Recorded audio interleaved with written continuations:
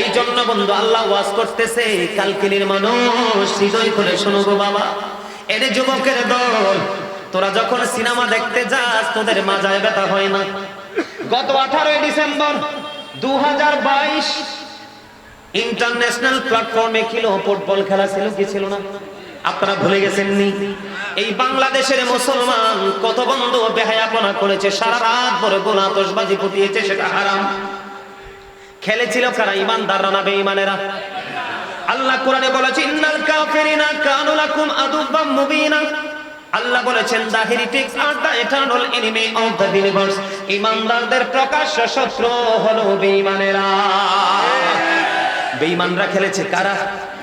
তারা কি half pant পরেছিল না ফুল প্যান্ট? হাফ প্যান্ট পরলে একটা মুসলমান আর একটা মুসলমানের দিকে তাকাতে পারবে না। বন্ধু আমার দিকে তাকান। হযরত আবু সাঈদ খুদরী রাদিয়াল্লাহু তাআলা আনহু থেকে বর্ণিত, আমার নবী বলেছে একটা পুরুষ আর একটা পুরুষের লজ্জাস্থানের দিকে তাকায়ও না, একটা নারী আর একটা নারীর লজ্জাস্থানের দিকে তাকায়ও না, একটা পুরুষ আর একটা পুরুষের সাথে একই কাঁথার নিচে ঘুমায়ও না। যদি পুরুষ পুরুষের লজ্জাস্থান এবং একই কাঁথার নিচে ঘুমানো থেকে বিরত থাকে, বাংলাদেশের জমিনে কখনো বলৎকার সমকামিতার শব্দ শোনা যাবে না। ঠিক কিনা বলেন? আমার ওয়াজ মনে হয় বুঝেন নাই। একটা পুরুষ আর একটা পুরুষের দিকে নজর দিবে, খুব কাছাকাছি আসবে, তাদের মধ্যে বন্ধু নোংরামি শুরু হয়ে যাবে। এই জন্য আমার নবী বলেছেন একটা নারী আর একটা নারীর সাথে একই কাঁথার নিচে ঘুমায়ও না। জোরে জোরে সুবহানাল্লাহ, আর জোরে, আর একটু মহব্বতে। এটা কি কারামত না? আর জোরে বলেন না, কারামত না? এটা কিন্তু সাধারণভাবে সম্ভব নয়, কি না? এটা সাধারণভাবে সম্ভব। আরো জোরে বলেন না।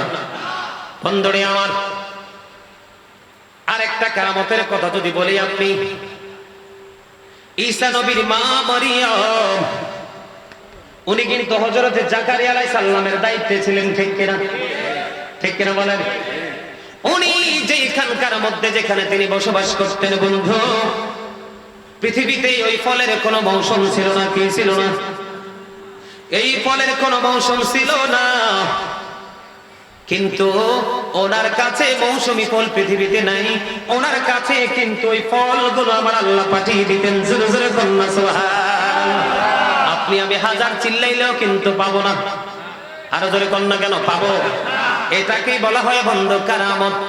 যেমন আমাদের পাশের দেশ কি? ভারত। ভারতে একজন আল্লাহর ওলি আছেন, সৃষ্টির তরিকার ইমাম, যার নাম শুনেননি, জানেননি? কি কন্ত? হ্যাঁ, খাজা গরিবে নওয়াজের নাম শুনেন না আপনারা? জানেন না? হ্যাঁ, খাজা মঈনুদ্দিন চিশতি আজমিরি সঞ্জুরি রাদিয়াল্লাহু তাআলা আনহুর নাম শুনেন নাই? বন্ধুরে আমার, খাজা গরিবে নওয়াজ যেদিন উনি ভারতবর্ষে কদম দিল, উনি ওনার সঙ্গীদের একটু ক্লান্তি লাগতেছিল। কি ছিল? একটু টায়ার্ড ফিল করতেছিল। তখন ওনার একটা গাছ দেখে বন্ধু গাছের নিচে একটু ছায়ার নিচে বিশ্রাম করতে চাইলেন। তৎকালীন সময় ভারতবর্ষের রাজা ছিল রাজা পৃথ্বীরাজ। তার একজন গোলাম ছিল। গোলাম যখন তেনারা যখন বিশ্রাম করতে চাইলেন, কি করতে চাইলেন? এবার পৃথ্বীরাজ, তারা হাজার চেষ্টা করার পরেও কিন্তু পৃথ্বীরাজের গোলাম বসতে দিল না। কয় একটু বসে আমরা চলে যাব, আমরা ভিনদেশ থেকে এসেছি। কয় না, বসা যাবে না। কয় কেন? এখানে পৃথ্বীরাজের ওটের বিশ্রামের জায়গা। এবার খাজা গরিব নওয়াজ যেমন একজন আল্লাহর ওলি ছিলেন, বুজুর্গ ছিলেন, ওনার জীবনে অনেক কারামত বন্ধু আছে। যাদের আল্লাহর ওলিদের প্রতি ভালোবাসা আছে বন্ধু, ওলিদের জীবনী পড়বেন, তখন আপনারা কি করতে পারবেন? আল্লাহর ওলিদের শান বুঝতে পারবেন। আর বন্ধু, যারা আল্লাহর ওলিদের সাথে দুশমনী আছে, তাদেরকে হাজার বললেও তারা বিশ্বাস করবে না। ঠিক কিনা বলে? দেখেন এবার কি হলো।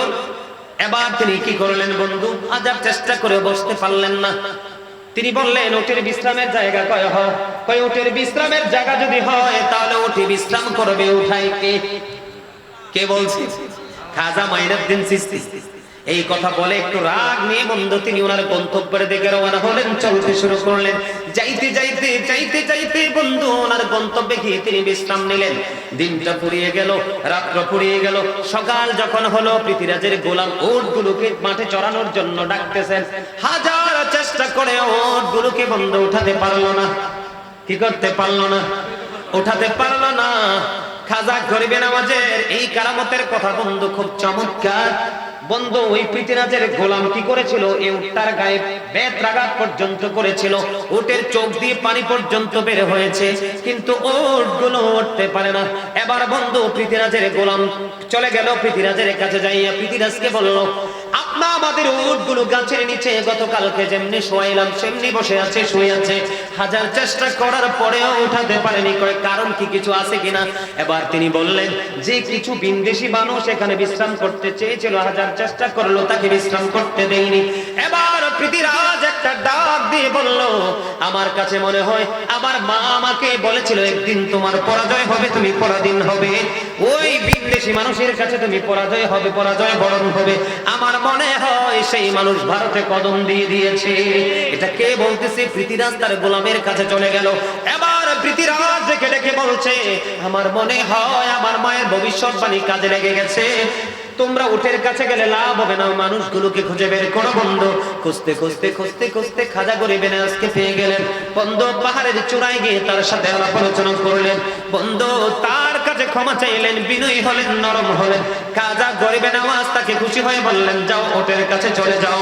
এবার দৌড়ে চলে আসলো, আইসা দেখে আল্লাহর কুদরতে উটগুলো দাঁড়িয়ে দাঁড়িয়ে খড়কুটা চিবিয়ে খায়। এটার নাম হলো বন্ধু কারামত। এটাকে অস্বীকার করা যাবে না। আর যারা অস্বীকার করবে আমি বলবো তাদের বন্ধু মনে রাখবেন একটা জিনিস, মনে রাখবেন, শুধু আপনি কোরআন হাদিস মানলে আপনি পরিপূর্ণ হতে পারবেন না। শরীয়ত থেকে আপনি কোথায় যেতে হবে? তরিকতে। তরিকত হলো একটা রাস্তা। যেমন হার্টের রোগীর ট্রিটমেন্ট কিন্তু হার্টের কথা কয় না, আমি এগুলো কি বাস্তব কথা না? হার্টের রোগীর ট্রিটমেন্ট কি? হার্টের প্রবলেম সলভ, সমাধান করা, ঠিক কিনা বলে? আর জোরে যক্ষা যার হবে, যক্ষার ডাক্তার একটা, কথা বলেন না কেন? কিডনির ডাক্তার একটা।